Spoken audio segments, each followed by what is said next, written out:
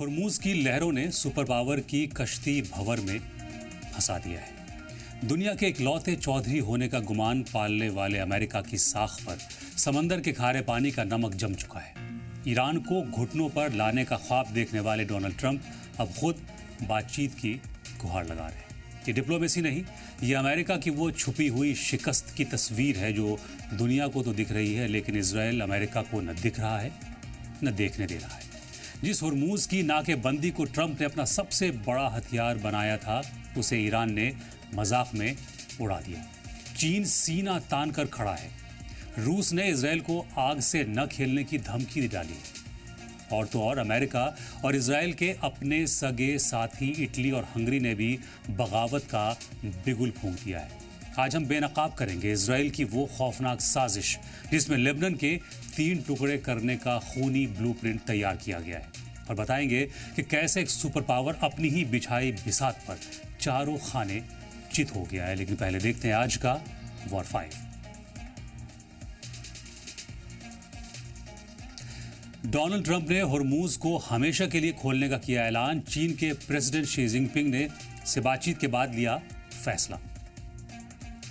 Hormuz को लेकर रूस की बातचीत के जरिए हल निकालने की अपील। फॉरेन मिनिस्टर लावरोव ने कहा, ईरान का रद्द अमल अमेरिकी हमले का नतीजा, हल बातचीत से ही मुमकिन। अमेरिकी प्रेसिडेंट ट्रंप का ईरान को लेकर बड़ा बयान। कहा, अगले 2 दिन बेहद अहम, ईरान जंग खत्म होने के बेहद करीब। 2 दिन में शुरू हो सकती है ईरान के साथ बातचीत। डोनाल्ड ट्रंप का इटली की पीएम जॉर्जिया मेलोनी पर तीखा हमला। कहा, मेलोनी ने ईरान पर हमले में अमेरिका का साथ नहीं दिया और हिम्मत नहीं दिखाई। और ईरान के प्रेसिडेंट मसूद पेज़ेश्कियान ने स्पेन, चीन, रूस, तुर्की, इटली और मिस्र की तारीफ करते हुए कहा, इजराइल के खिलाफ रुख लेना इनकी पुरानी सोच और तारीख को दिखाता है। ईरान को घुटनों पर लाने का ख्वाब देखने वाले सुपर पावर अमेरिका की साख, शान और सुपर पावर का ताज सब गिर चुका है। जिस हुर्मुज़ ब्लॉकेड के दम पर अमेरिका पूरी दुनिया को डरा रहा था, वो कागजी शेर साबित हुआ। इस्लामाबाद में बातचीत क्या टूटी। अमेरिका ने सोचा था कि ईरान पीछे हट जाएगा, लेकिन हकीकत यह है कि अब खुद प्रेसिडेंट डोनाल्ड ट्रंप को कहना पड़ रहा है कि बातचीत फिर शुरू करनी होगी। अमेरिका का इस बदले सुर और रुख को डिप्लोमेसी शिकस्त की वजह से है, क्योंकि कल तक जो तेवर आर पार के थे वो अब समझौते की गुहार में बदल गए हैं। अमेरिकी नेवी ने हुर्मुज़ की खाड़ी में जाल तो बिछाया, लेकिन ईरान ने उसे तार तार कर दिया। खबर है कि पिछले 24 घंटे में नाकेबंदी के बावजूद ईरान से जुड़े कम से कम 4 कार्गो शिप सीना तान कर हुर्मुज़ स्ट्रेट पार कर गए। इनमें से 2 तो सीधे ईरानी बंदरगाहों से निकले थे। इतना ही नहीं, रिपोर्ट्स बता रही हैं कि कुछ और जहाज़ भी अमेरिकी पाबंदियों की परवाह किए बिना अपनी मंजिल की तरफ बढ़ रहे हैं। ये साफ है कि ट्रंप की घेराबंदी पूरी तरह फेल हो चुकी है और फिर उन्होंने मान भी लिया कि ये ब्लॉकेड हटा रहे हैं। और ईरान ने साबित कर दिया कि उसे डराना इतना आसान नहीं है। और शायद इसीलिए ट्रंप के तेवर अब नरम पड़ गए। न्यूयॉर्क पोस्ट को दिए इंटरव्यू में ट्रंप के अल्फाज उनकी बेचैनी बयान कर रहे हैं। ट्रंप ने रिपोर्टर से कहा कि आगे इस्लामाबाद रुकना चाहिए, क्योंकि अगले 2 दिनों में कुछ हो सकता है और हमारा झुकाव भी वहीं जाने का ज़्यादा है। जंग खत्म करने के लिए बातचीत इस हफ्ते फिर शुरू हो सकती है।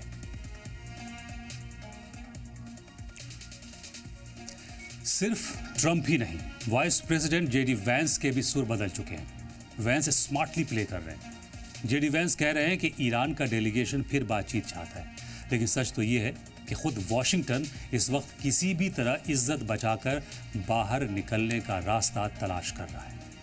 जो अमेरिका कल तक शर्तें थोप रहा था ईरान पर, वो आज मेज पर लौटने के बहाने तलाश कर रहा है। यूनाइटेड नेशंस के जनरल सेक्रेटरी एंटोनियो गुटेरेस ने भी मुहर लगा दी है कि बातचीत दोबारा शुरू होने वाली है और इसके ज़्यादा इम्कानात भी हैं। हालांकि ईरान की तरफ से ऐसा कोई ऑफिशियल बयान अब तक नहीं आया है, लेकिन पाकिस्तान और ईरान के कुछ अफसरों ने भी इशारे दिए हैं कि दोनों मुल्कों का डेलीगेशन इस हफ्ते के आखिर तक फिर से मिल सकता है। यानी साफ है कि इस्लामाबाद अगले 1-2 दिन में फिर से एक हाई वोल्टेज ड्रामे का मरकज बनने वाला है। जैसे ही जंग खत्म करने की बात फैली और ट्रंप के सुर नरम पड़े, सुलगते हुए तेल बाजार को थोड़ी ठंडक मिली। तेल की कीमतें $100 से नीचे आ गई। बाजार को भी समझ में आ गया है कि अमेरिका की धमकियां सिर्फ बयानबाजी है। अगर अमेरिका वाकई अपनी जिद पर अड़ा रहता तो दुनिया की इकोनॉमी अब तक तबाह हो चुकी होती। लेकिन अपनी साख बचाने के चक्कर में अमेरिका ने पूरी दुनिया को महंगाई की आग में झोंकने की जो कोशिश की थी, उसमें उसे मुंह की खानी पड़ी। हालांकि IMF ने वार्निंग दी है कि ये जंग ग्लोबल इकोनॉमी को मंदी की गर्त में ज़रूर धकेल देगी। कुल मिलाकर इस जंग की पूरी टाइमलाइन अमेरिका के लिए एक शर्मनाक मोड़ है। अपनी फौज और सैंक्शंस का रूप दिखाने वाला वॉशिंगटन अब इस्लामाबाद की तरफ हसरत भरी निगाहों से देख रहा है। नाकेबंदी फेल हो गई है, जहाज निकल गए और ईरान टस से मस नहीं हुआ। ट्रंप एडमिनिस्ट्रेशन के लिए ये हफ्ता कड़वे घूंट पीने जैसा होने वाला है। दुनिया देख रही है कि कैसे एक सुपर पावर अपनी ही बिछाई बिसात पर चारों खाने चित हो गया है।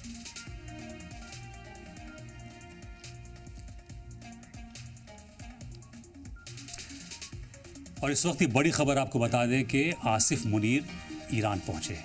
मतलब अगले कुछ दिनों में जो बातचीत की बात हो रही है वो अब इस्लामाबाद के टेबल पर, वहाँ की मेज़ पर अमेरिका और ईरान के बीच ये बहुत ही बड़ी बातचीत होगी, जिसका नतीजा हमें अगले कुछ दिनों में देखने को ज़रूर मिलेगा। तो आसिफ मुनीर इस वक्त ईरान पहुँच गए हैं। तो सवाल ये है कि 11 और 12 अप्रैल तक ऐसा क्या नहीं हुआ जो अब अगली बातचीत में होगा, और क्या ये बातचीत कामयाब होगी? हकीकत ये है कि अमेरिका और इजराइल के लिए ये बातचीत सिर्फ अपनी नाक बचाने का रास्ता है। पाकिस्तान के मीडिएशन में जो बातचीत टूटी थी, वहां से अब तक कुछ नहीं बदला है, सिवाय अमेरिका के ढीले पड़ते तेवर बदले। ईरान ने अपनी सॉवरेनिटी का सौदा करने से साफ इनकार कर दिया है और अब अमेरिका को समझ में आ गया है कि सिर्फ बयानों और धमकियों से तेहरान को झुकाया नहीं जा सकता। पिछली बातचीत में अमेरिका की सबसे बड़ी जिद ये थी कि ईरान अपना 60% एनरिच्ड यूरेनियम का स्टॉक वॉशिंगटन के हवाले कर दे। ये सीधे सीधे ईरान की इंटेग्रिटी पर और इसकी डिग्निटी पर हमला था। पिछली बातचीत में ईरान ने लचीलापन दिखाते हुए न्यूक्लियर प्रोग्राम को 20 साल के लिए रोकने के बजाय 5 साल की बात तो मान ली थी, लेकिन अपना खजाना यानी यूरेनियम का खजाना अमेरिका को सौंपने से साफ मना कर दिया था। तेहरान का स्टैंड आज भी वही है। हम बॉम्ब नहीं बना रहे, हमें अपनी घरेलू ज़रूरतों के लिए ईंधन चाहिए, ये ईरान ने कहा था पिछली बातचीत में। अब गेंद अमेरिका के पाले में है। क्या वो ईरान की इस शर्त को कबूल करेगा? ये फिर से बातचीत की कहानी में सबसे बड़ा ट्विस्ट आया है। वो है चीन की एंट्री। चीन के डिफेंस मिनिस्टर डोंग जून ने सीधे सीधे वॉशिंगटन को ललकारा है। चीन ने साफ कह दिया है कि वो दुनिया में अमन चाहता है, लेकिन अपने कमर्शियल इंटरेस्ट से 1 इंच भी समझौता नहीं करेगा। डोंग जून का ये कहना है कि उसके मामले में किसी भी बाहरी मुल्क को दखल देने का कोई हक नहीं है। चीन ने साफ कर दिया है कि ईरान के साथ उसके तेल और कारोबारी रिश्ते हैं जो अटूट है और वो अपने दोस्तों की हिफाजत करना जानता है। अब आप समझिए, चीन, अमेरिका, ईरान और पाकिस्तान, अब ये चारों होंगे उस टेबल पे मरकज में। बातचीत भले ही अमेरिका और ईरान के बीच होगी, बातचीत कराने वाला, मीडिएशन कराने वाला पाकिस्तान होगा, लेकिन चीन अब इस बार अहम रोल प्ले करेगा इस बातचीत में।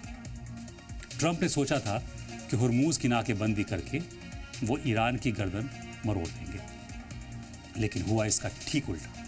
चीन के सख्त रुख और ईरान के तेवर ने इस नाकेबंदी को मजाक बना दिया। जब चीन जैसा मुल्क ईरान के साथ खड़ा हो और उसके जहाज बिना डरे निकल रहे हों, तो अमेरिका की नेवी और नाकेबंदी तमाशा बनकर रह गई। हुरमुज स्ट्रेट पर ईरान का कंट्रोल आज भी कायम है और अमेरिका वहाँ एक पत्ता भी नहीं हिला पाया। और आखिरकार ट्रंप को ये कहना पड़ा कि हम हुरमुज का ब्लॉकेड खोल रहे हैं। ईरान की वो 10 शर्तें आज भी मेज़ पर हैं, जिन पर पेच फंसा हुआ है। सवाल ये है कि क्या सुपर पावर कहलाने वाला अमेरिका अब घुटनों पर आकर इन शर्तों को मानेगा? अगर बातचीत दोबारा शुरू हो रही है तो इसका मतलब साफ है कि वॉशिंगटन को अपनी उन सख्त शर्तों में ढील देनी होगी। जिन्हें ईरान ने सिरे से खारिज कर दिया था, बिना यूरेनियम स्टॉक और हॉर्मूज के मुद्दे पर झुके हुए। अमेरिका और इजराइल को फेस सेविंग के लिए इसके अलावा कोई रास्ता नहीं बचा है। ऐसी सूरत में अब जब दोबारा इस्लामाबाद में बातचीत शुरू होगी तो दबाव ईरान पर नहीं बल्कि अमेरिका पर होगा। ईरान ने दिखा दिया है कि उसके पास चीन का बैकअप है और उसकी फौजों और सड़कों पर खड़ी अवाम में इंतकाम की आग है। मगर इस बार भी अमेरिका ने वही पुरानी रट लगाई, तो ये बातचीत फिर से फेल होगी। लेकिन इस बार बदनामी का ठीकरा सिर्फ और सिर्फ वॉशिंगटन के सिर पर फूटेगा। ये साफ है कि ये बातचीत ईरान को रोकने के लिए नहीं बल्कि अमेरिका और इजराइल को अपनी इज्जत बचाने का एक आखिरी मौका देने के लिए हो रही है। क्योंकि रिजीम चेंज करने और यूरेनियम कैप्चर करने के लिए, कब्जा करने के लिए इजराइल की शह पर 12,000 किलोमीटर दूर से आकर ईरान पर हमला करने वाले अमेरिका की कश्ती भंवर में अब फंस चुकी है। जंग के मैदान के बाहर एक और बड़ी खबर आई है और ये भी शिकस्त नहीं तो और क्या है कि करीब 3 दहाइयों की दुश्मनी और लगातार तनाव के बीच लेबनान और इजराइल ने 33 साल बाद पहली बार आमने सामने बैठकर बातचीत शुरू की है।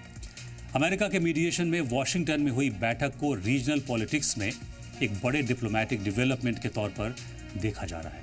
ये बैठक अमेरिकी फॉरेन मिनिस्टर मार्को रूबियो की मौजूदगी में हुई, जिसमें इजराइल और लेबनान के टॉप डिप्लोमेट्स शामिल हुए। खास बात यह है कि दोनों मुल्कों के बीच इस लेवल की आखिरी बार सीधी बातचीत 1993 में हुई थी, यानी 33 साल पहले।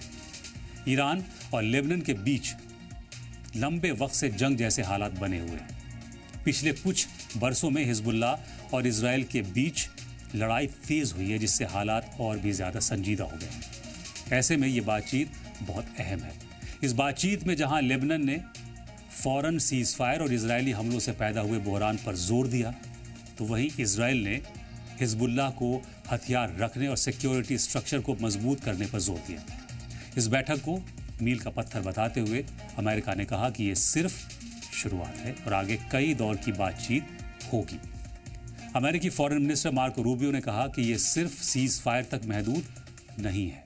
पिछले 20-30 सालों से रीजन में हिजबुल्लाह के असर को ख़त्म करने और मुस्तकिल अमन कायम करने की एक बड़ी शुरुआत है। लेकिन इस पूरी बातचीत में वो ईरान नहीं शामिल है, जिसने लेबनान में सीज फायर की शर्त पर अपने सीज फायर को ठुकरा दिया था।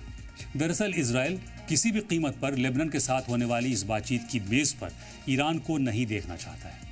इजराइल का मानना है कि अगर ईरान मेज़ पर बैठा तो वो हिजबुल्लाह के जरिए अपनी शर्तें थोपेगा और बातचीत कभी इजराइल के हक में नहीं मुड़ेगी। इजराइल चाहता है कि वो लेबनान की कमज़ोर सरकार से सीधे अपनी शर्तों पर बात करे, न कि ईरान जैसी रीजनल पावर से टकराए जो लेबनान को इजराइल के खिलाफ एक बफर जोन की तरह इस्तेमाल करता है। ईरान के लिए लेबनान महज एक रीजन का मुल्क नहीं बल्कि उसके एक्सिस ऑफ रेजिस्टेंस की सबसे मजबूत कड़ी है। ईरान ने दहाइयों से लेबनान में इजरायली ज़्यादती से निपटने के लिए हिजबुल्लाह को ताकतवर बनाया है और इजराइल की सरहद तक पहुंच बनाई है उसकी। लेबनान के जरिए ही ईरान मेडिटेरेनियन सी तक अपनी पहुंच बनाता है। अगर लेबनान ईरान के हाथ से निकला तो उसका रीजनल पावर ख़त्म हो जाएगा और इजराइल के खिलाफ उसकी सबसे बड़ी ढाल टूट जाएगी। अगर ऐसा हुआ तो इजराइल एक तीर से 3 निशाने लगा सकता है। पहला, हिजबुल्लाह का खात्मा। दूसरा, हिजबुल्लाह ख़त्म तो लेबनान को 3 हिस्सों में बांटने की कोशिश। 3 हिस्सों में बटा तो तीसरा निशाना ग्रेटर इजराइल के एजेंडे पर तेज़ी से आगे बढ़ना। इसीलिए इजराइल ईरान को इस बातचीत में शामिल नहीं करना चाहता। अब आपको लेबनान को 3 हिस्सों में बांटने की इजरायली साजिश का प्लान बताते हैं। पहला हिस्सा है साउथ लेबनान, लिटानी रिवर तक का इलाका, जिसे इजराइल पूरी तरह मिलिट्री फ्री जोन बनाना चाहता है ताकि वहाँ हिजबुल्लाह का एक भी रॉकेट न बचे। दूसरा है बेरूत और सेंट्रल लेबनान, जिसे इजराइल एक कमज़ोर पॉलिटिकल सेंटर के तौर पर देखना चाहता है जो पूरी तरह वेस्ट के दबाव में रहे। और तीसरा है नॉर्थ लेबनान, और बेका वैली जिसे वो सीरियाई और ईरानी सप्लाई लाइन से काटकर अलग थलग करना चाहता है। इजराइल का सीधा मकसद लेबनान को एक मुल्क के बजाय छोटे छोटे पावर पॉकेट्स में बदलना है, ताकि वहां से कभी कोई चैलेंज, चुनौती न मिल सके।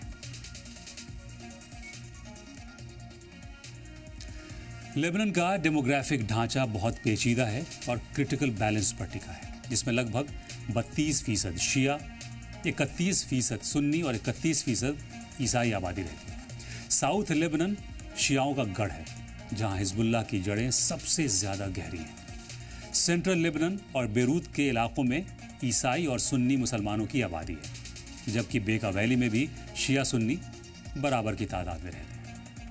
इजराइल इसी मजहबी बंटवारे का फ़ायदा उठाकर लेबनान को टुकड़ों में बांटना चाहता है। इस बंटवारे के पीछे इजराइल मानता है और ऐसा जानता है कि एक मजबूत और एकजुट लेबनान हमेशा ईरान का गढ़ बना रहेगा।